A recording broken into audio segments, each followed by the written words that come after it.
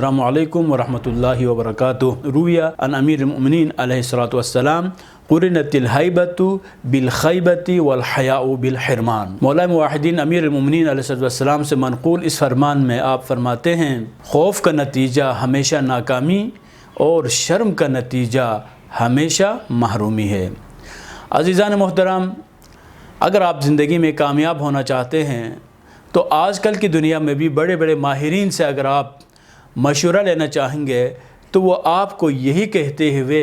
دکھائی دیں گے کہ آپ رسک لے لیں۔ جب تک آپ رسک نہیں لیتے تب تک آپ کامیاب نہیں ہو سکتے۔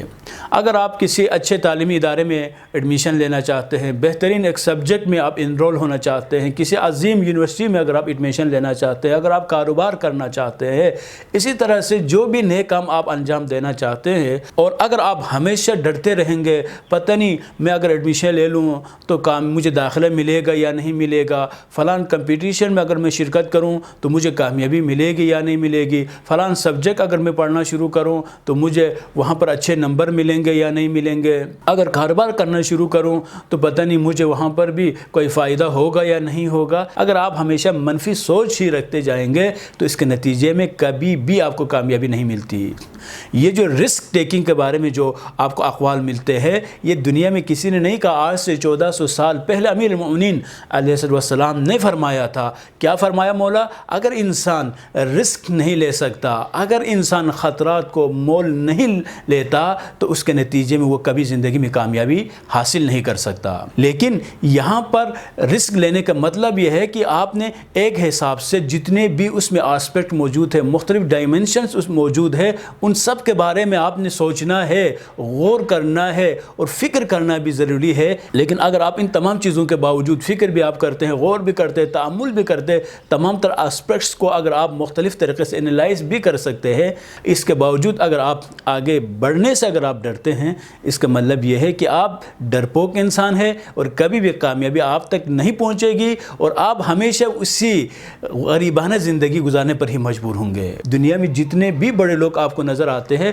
وہ سارے کے سارے ایسے افراد تھے کہ جنہوں نے زندگی میں رسک لیا، زندگی میں حوصلہ اپنے اندر پیدا کیا اور اس کے نتیجے میں وہ خدا پر توکل کرتے ہوئے، محنت اور مشقت کرتے ہوئے آگے بڑھتے رہے، اور یہاں تک جب آخری منزل تک جب پہنچ جاتا ہے تو پھر انسان کو کامیابیاں حاصل ہونا شروع ہو جاتی ہے، وہ انسان خوشیاں حاصل کرنا شروع کر دیتا ہے۔ بہت سارے ہم باہنر افراد کو دیکھتے ہیں جس کے پاس کوالیفیکیشن بھی موجود ہے، ویل ایکسپیرینسز بھی موجود ہے، اور اس کے مختلف سکلز بھی وہ حاصل کر چکے ہوتے ہیں، اور ہم دیکھتے ہیں کہ تھوڑی سی تنخواہ پر جاب کر رہے ہوتے ہیں۔ بھائی آگے کیوں نہیں بڑھتے؟ پتہ نہیں یہاں جو تنخواہ مل رہی ہے، اگر میں یہاں چھوڑ کر اگر کہیں اور چلا جاؤں تو پتہ نہیں مجھے وہاں سے یہی تنخواہ بھی ملتی ہے یا نہیں ملتی۔ عزیزان محترم، اگر آپ یہ سوچتے رہیں گے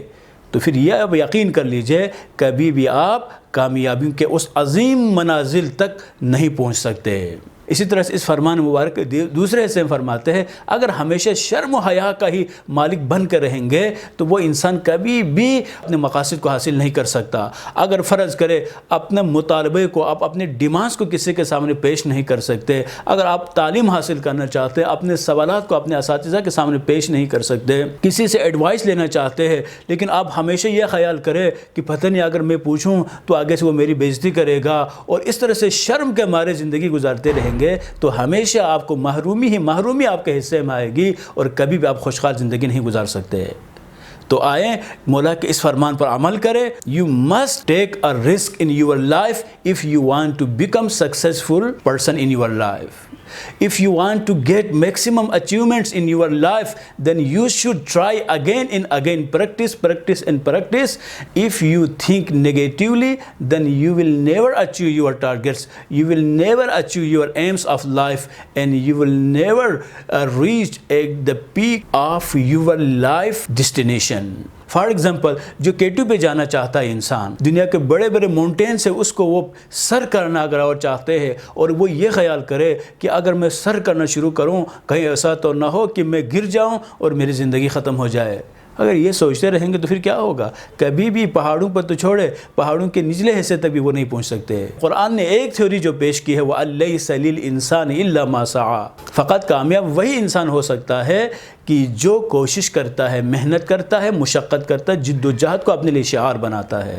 بس اسی کو فارمولے پر آپ عمل کریں، کوشش کریں، محنت کریں، خدا پر توکل کریں، اور نیت اچھی ہونی چاہیے، اور اپنے مقصد کے ساتھ آپ مخلص اگر ہوں تو آپ کبھی بھی کسی بھی مقصد کو حاصل کرنے میں ناکام نہیں ہو سکتے ہیں، ہمیشہ آپ کو کامیابی ہی کامیابی ملے گی۔ بس رسک لینا شروع کرے، لیکن رسک لینے کا مطلب آنکھیں بند کر کے خطرات میں کودنا نہیں ہے، بلکہ آنکھیں کھول کر تمام تر جہاد کو اپنے ذہن میں رکھیں گے، اور اس کے بعد اگر آپ آگے بڑھنا شروع کریں گے تو کامیابی آپ کے قدم چومے گی۔ عزم راسخ ہو تو دیتی ہے صدا، خود منزل حوصلہ ہو تو کوئی راہ دشوار نہیں۔ والسلام علیکم